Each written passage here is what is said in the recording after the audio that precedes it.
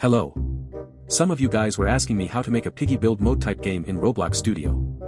So, I decided to start this series. The first part of this series is going to be focusing on the grid placement system. First, let's insert a part that we want to place down. It will just be a basic block. But if you noticed, this part actually uses the new material textures, but Piggy build mode uses the 2021 materials. We can fix this by going to Material Service, scrolling all the way down in the Properties panel, and disabling the Use 2022 Materials option. Let's also scale down the baseplate.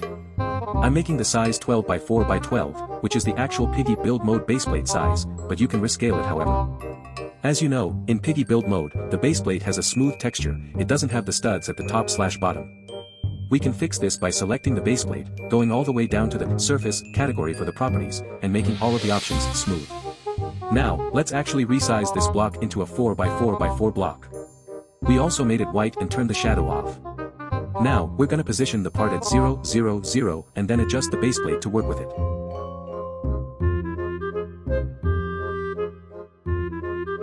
Perfect.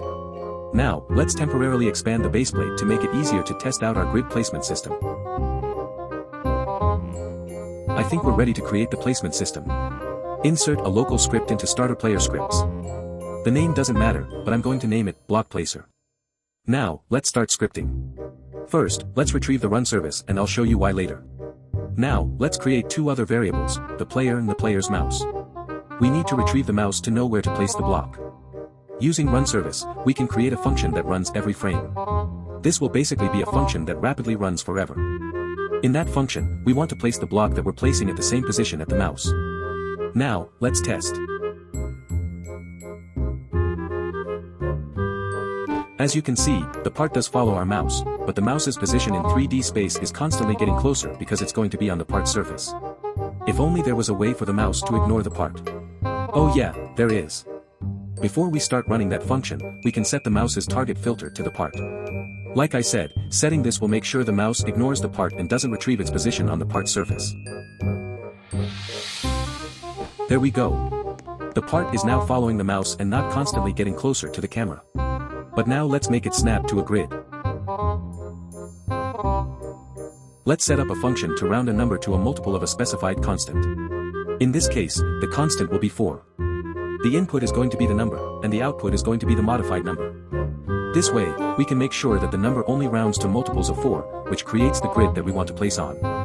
We can do this by dividing the number by 4, rounding the quotient, then multiplying the rounded number by 4 again. Let's set a variable for the mouse's position. Now, let's create our own vector 3, which is going to be the same position but rounded to multiples of 4 using our new function. We can just round each individual coordinate and then put them in the vector 3 to achieve this.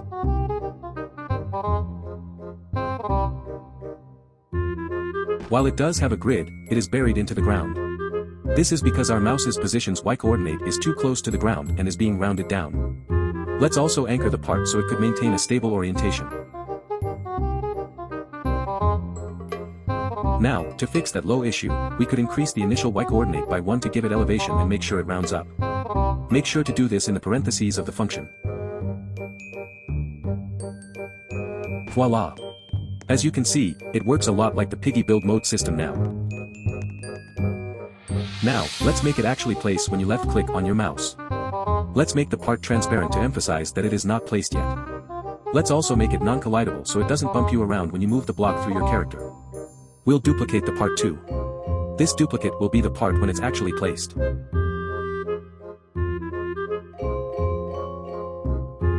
Let's name the opaque part, Placed, and the transparent part, Placing. Let's also add a folder in the workspace and name it, Placed Blocks. If you haven't guessed, this is where the placed blocks will be stored. Place both parts in replicated storage so they could be ready to clone and use. Let's create a variable for the placing block. Let's also create a variable for replicated storage to refer to it easily. Let's also make sure that it's a clone of the placing block and that it's inside the workspace. We should also replace any instance of part with placing.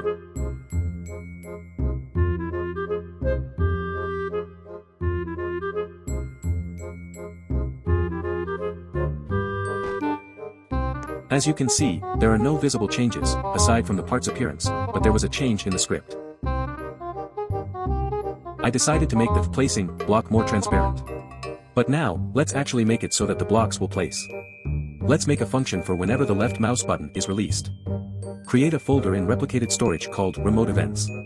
Then create a folder in that folder called Build Events. This is where we will store any remote events that have to do with building.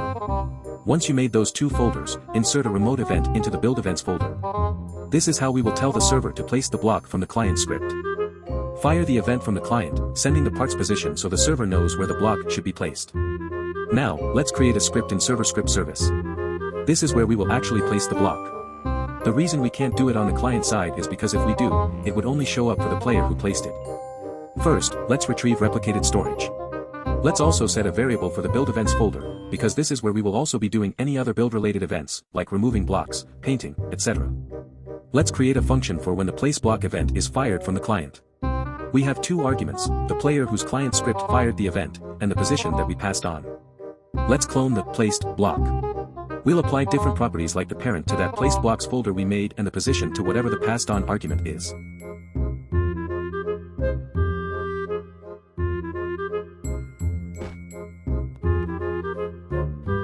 As you can see, we can move around the placing block, and whenever we left click, a block places.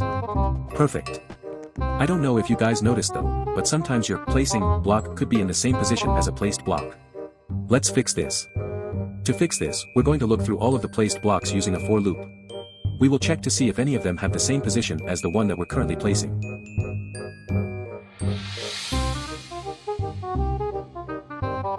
If a block does, we will offset the placing block depending on what the mouse's target surface is. For example, if my mouse is on the top of the placed block, we will elevate the placing block by 4 units.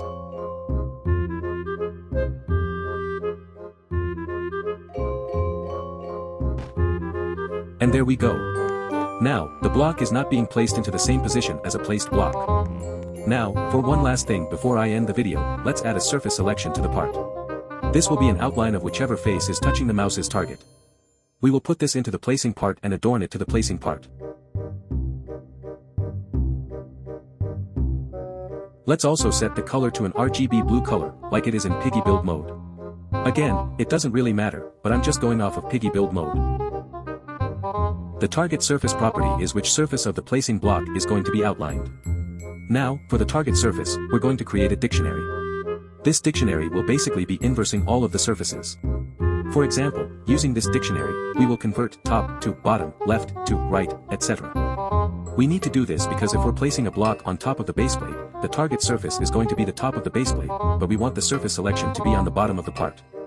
Like I mentioned, the dictionary will call back the opposite surface in which you're inputting.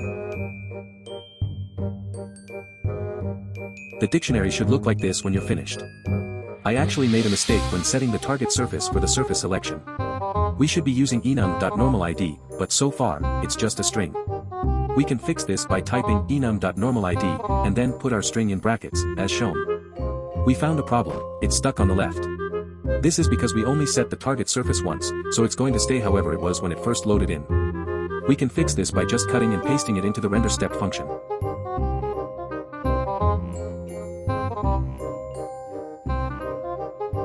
Voila! As you can see, the surface selection works just as expected. It adjusts to whichever surface it is positioned against. Well, anyways, that was it for today. Thanks for watching. By the way, I'm going on a 10-day vacation soon and I'm not sure if I'm going to have Wi-Fi, so I might not post for a while. But that's all I wanted to share today. The next part to this series will probably be on how to remove blocks. I might add some other tools though because that video would be pretty quick. Again, thank you for watching, bye.